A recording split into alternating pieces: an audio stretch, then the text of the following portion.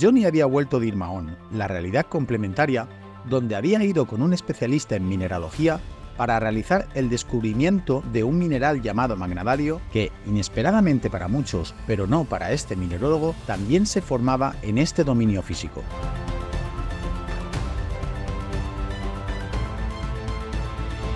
Poco después, siguió con su trabajo de investigación y centró sus esfuerzos en encontrar una solución que le permitiera llegar a la estrella Quina.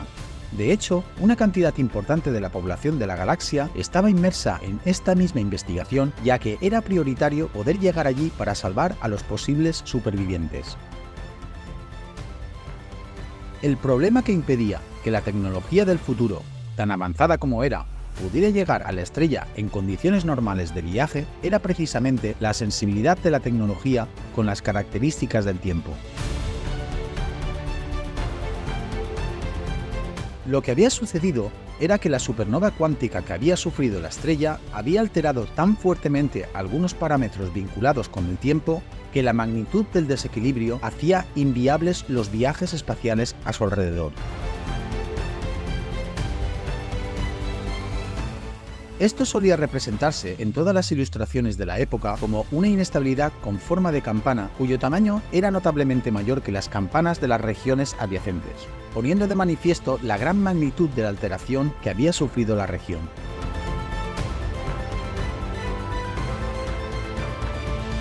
Johnny era conocedor de estos detalles y siempre había trabajado duramente teniendo presente toda la coyuntura actual. Pero en este caso sucedió algo diferente, y es que, en cierto momento de la investigación, tuvo un momento de lucidez. Recordó la extraña experiencia que pocos días atrás había tenido en su encuentro con el ser de la especie Dinox, a través de la cual este ser le había hecho tener la visión de una sucesión de habitaciones. En su momento, no comprendió bien su significado, pero ahora decidió recuperar esa información y la analizó con gran detenimiento. Como resultado de su análisis y aplicando esa sucesión de habitaciones a su estrategia de viaje, acabó ideando una manera innovadora de llegar a la estrella Quina. La originalidad de su propuesta se basaba esencialmente en un hecho desconcertante. El viaje hacía uso de una serie de pulsos con propiedades tales que se rompían los invariantes de la física implicada, contraviniendo varios principios de conservación que se conocían bien en la sociedad científica tanto pasada como contemporánea. Esto era terriblemente perturbador porque con esta propuesta Johnny incumplía directamente algunos principios físicos que en su pasado fueron considerados como los pilares básicos de la ciencia, pero que en la época del futuro tenían cabida bajo otras formas de análisis y postulados. Como resultado de su planteamiento, todas las simulaciones dieron un grado de éxito sin precedentes a este método, lo que le animó a presentarlo como propuesta seria para las autoridades pertinentes.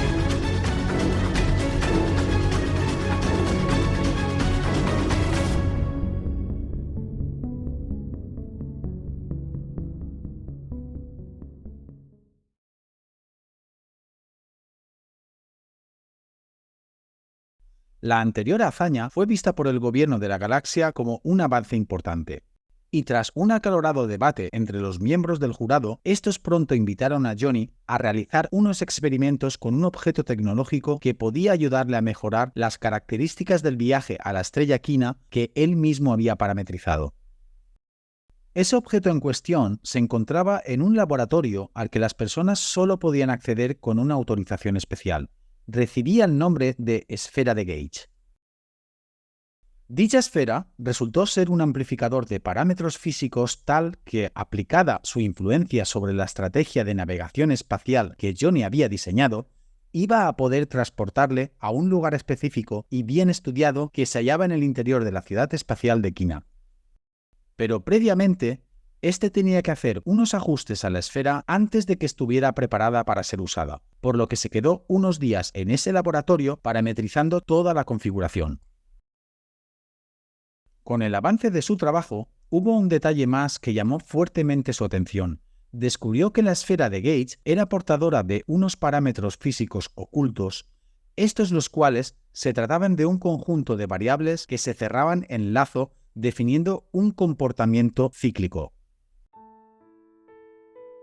Lo perturbador del descubrimiento era que, habiendo identificado una relación entre la información oculta y el laboratorio en el que se encontraba en esos momentos, advirtió que el lazo se cerraba en algún lugar del propio laboratorio, como si buscara comenzar y terminar en ese mismo punto. Dicho de otro modo, la sensación que tenía Johnny era como si todas las estancias del laboratorio hubiesen sido construidas precisamente partiendo de esa información oculta, y que, además, algo importante le llevaba a salir de ese laboratorio y a terminar también en él. Se sintió intrigado por el descubrimiento y le invadió la imperiosa necesidad de descubrir qué estaba sucediendo en realidad con todo ello. Dado que él tenía acceso limitado a muchos espacios del laboratorio, fue a compartir su descubrimiento con su buen amigo Fritz para ver si éste podía ayudarle. Fritz se asombró por la agudeza visual de Johnny a la hora de haber advertido esas variables ocultas en la esfera, algo que nadie había hecho por sí solo hasta ese preciso momento. Por tanto, su amigo Fritz accedió a mostrarle qué era eso que se escondía entre las paredes de ese laboratorio. Ese lugar en el que todo empezaba y todo terminaba formando un lazo interminable de existencia, un bucle de realidad que se cerraba sobre sí mismo. Esto nos llevó hasta un lugar donde había una compuerta perfectamente camuflada en una gran pared al final de un largo pasillo. La compuerta comenzó a abrirse y unos extraños chasquidos comenzaron a escucharse al otro lado. Johnny atravesó al otro lado de la compuerta, siendo presa de su propio asombro al verse completamente rodeado por una avalancha de alocados destellos y chasquidos. Elevó su mirada sin comprender qué era aquello que lo estaba provocando. Cuando vio ese misterioso lugar, no consiguió contener su emoción tras la sorpresa que sintió. ¿Qué es eso, Fritz?, preguntó nervioso.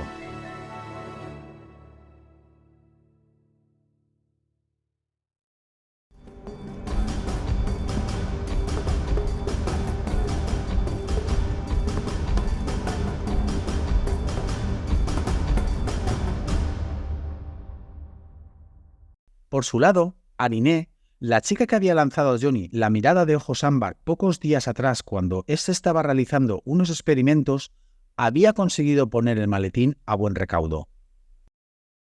El referido maletín era el que, poco antes, le habían intentado robar a un compañero suyo durante una situación de alarma que había sucedido en la ciudad espacial de Ivalion. Por suerte, aquello no llegó a suceder y el maletín pudo ser recuperado.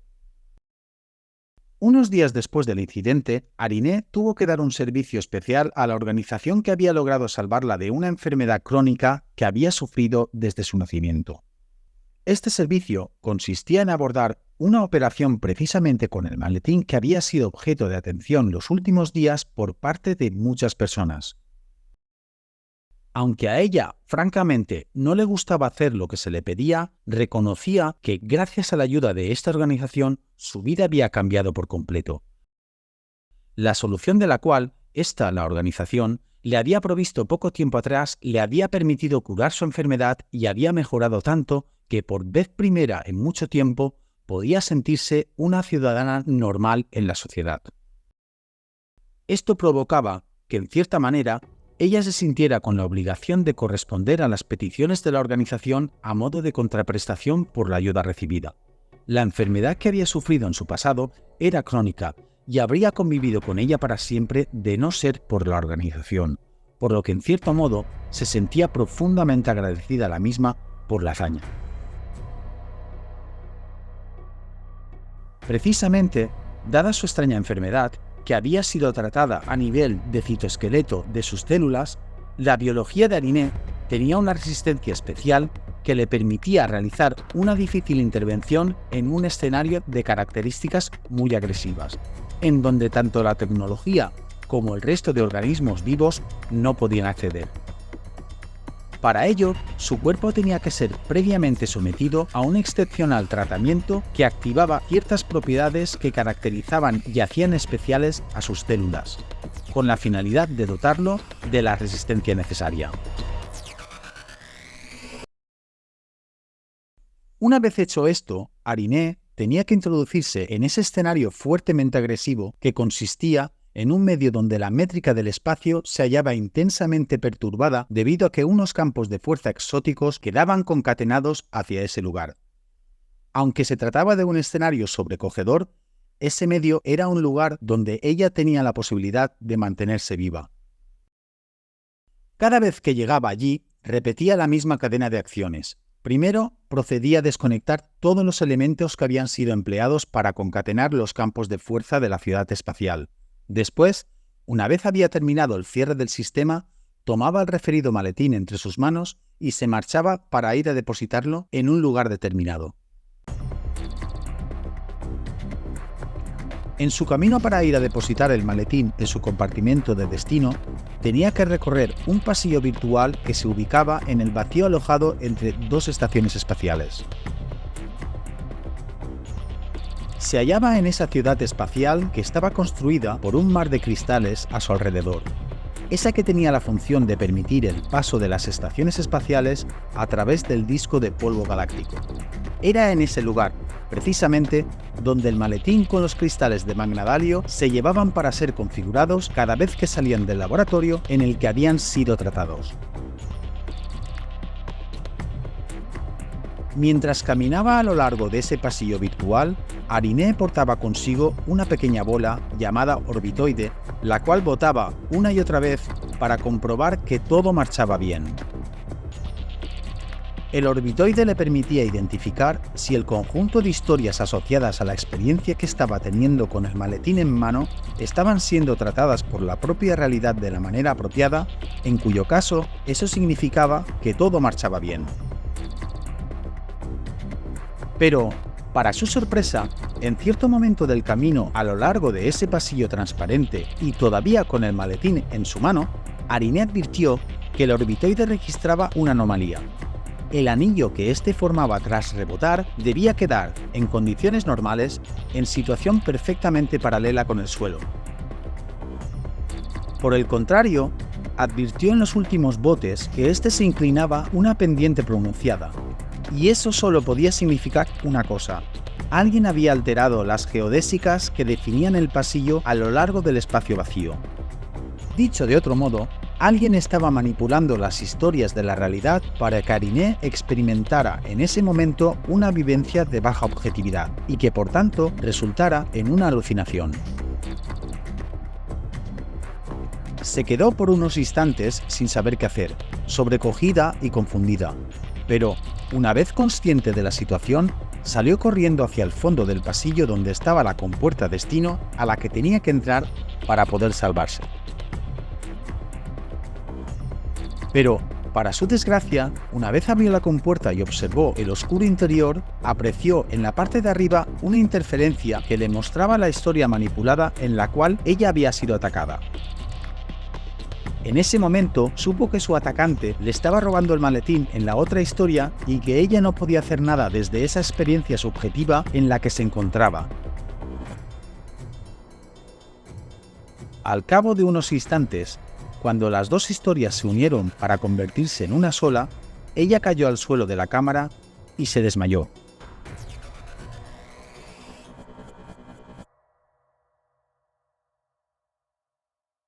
Poco después, un conocido suyo entró al compartimento en el cual ella yacía sobre el suelo. La tomó en sus brazos y trató de tranquilizarla mientras lloraba desconsolada. La habían atacado con una tecnología de paralización que se llamaba descarga de Christoffel, la cual precisamente por culpa de su enfermedad era muy peligrosa para ella.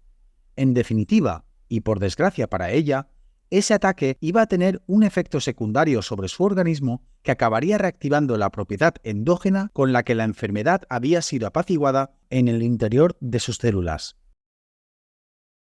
Lloró y lloró, consciente de que su única oportunidad de experimentar una vida plena en ausencia de su maldita enfermedad se acababa de desvanecer en ese preciso momento.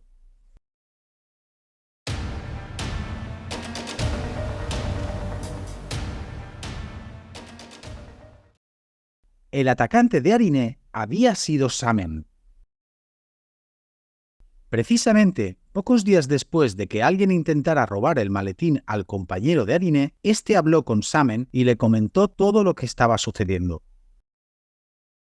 El compañero de Ariné no era consciente de que ella estaba implicada en la fase que se ocupaba de ese tratamiento posterior del maletín, por lo que no supo en ningún momento que hablando con Samen iba a perjudicar a su compañera.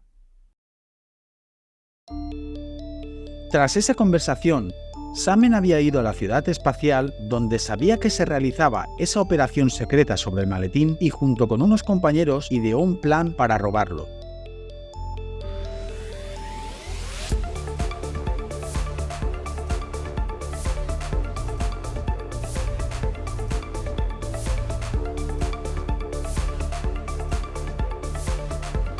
Consiguió hacerse con el maletín gracias al rigor con el que él y sus compañeros habían ideado el plan. No obstante, obtenerlo no iba a ser el final de la operación, pues, una vez hecho esto, tenía que tratar de mantener la configuración de los cristales de Magnavali.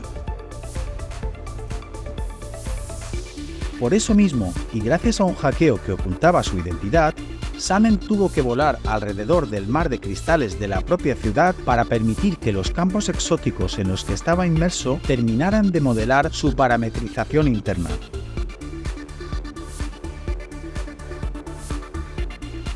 Pero a continuación, algo comenzó a ir mal para Samen. La pronta alarma que había saltado en los sistemas de seguridad de la ciudad provocó que en pocos minutos se hallara rodeado por unos perseguidores que habían salido tras él. Estos consistían en unas naves con forma de casquete esférico que pretendían capturarle, para tratar de encerrarle en el interior de una esfera donde pudiera quedar atrapado en medio del vacío espacial y sin posibilidad de escapar. Para ello, los casquetes volaron de manera muy rápida y precisa a su alrededor, buscando cerrar la forma esférica en cuanto encontraban una oportunidad para ello, lo que obligó a Samen a sortear constantemente los cristales que le rodeaban para emplearlos a su favor y evitar que los casquetes pudieran ensamblarse unos con otros. Samen hizo unas maniobras muy peligrosas y arriesgadas que comprometían deliberadamente la integridad suya y la de sus perseguidores. Estos, manejados por una inteligencia artificial que tenía como instrucción prioritaria no causar daños físicos sobre el fugitivo, encontraron muy pocas oportunidades para tratar de capturarle. Finalmente, y gracias a su pericia a la hora de esquivar obstáculos y de revertir situaciones desfavorables, Samen consiguió escapar con el maletín en su poder.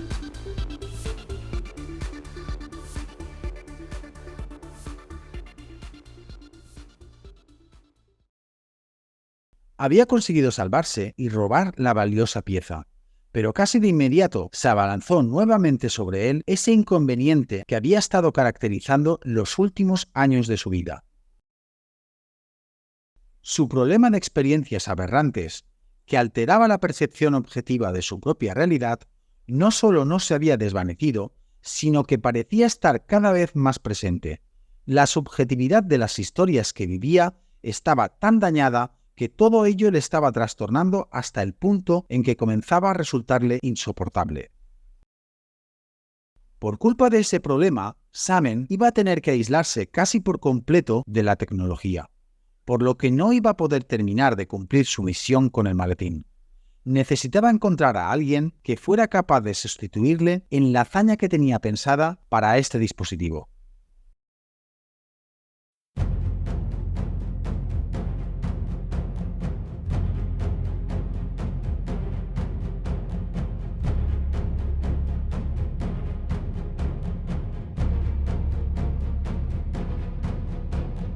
En paralelo a todo lo anterior, además, había comenzado a ocurrir algo muy extraño en la galaxia. Los científicos dieron la voz de alarma tras haber detectado unos extraños patrones en ciertos lugares que estaban provocando unos desajustes en la red energética. Estos parecían corresponderse con unas fluctuaciones de energía que se daban en toda la galaxia como reacción a un uso intensivo de la tecnología.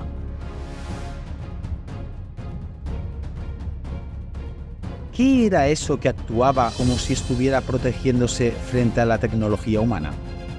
¿Por qué de pronto se había manifestado para tratar de alterar el funcionamiento de esta? ¿Qué principios físicos operaban en la realidad para que ésta hubiera sido capaz de crear espontáneamente unas entidades tan complejas que aparentemente estaban programadas para realizar unas tareas muy concretas de una forma tan eficaz?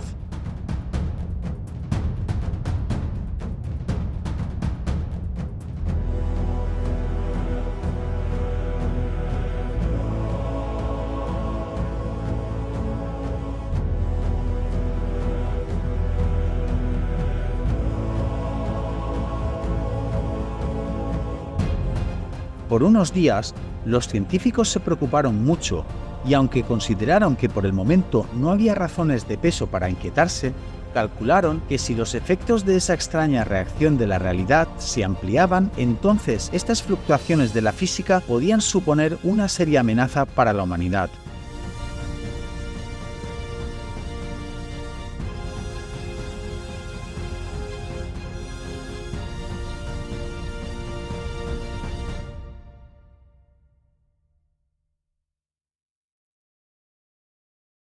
No obstante, tras comprobar que este nuevo fenómeno de alteraciones estaba creciendo de manera preocupante, el gobierno de la galaxia decidió prevenirse frente a una posible pérdida de control de la situación.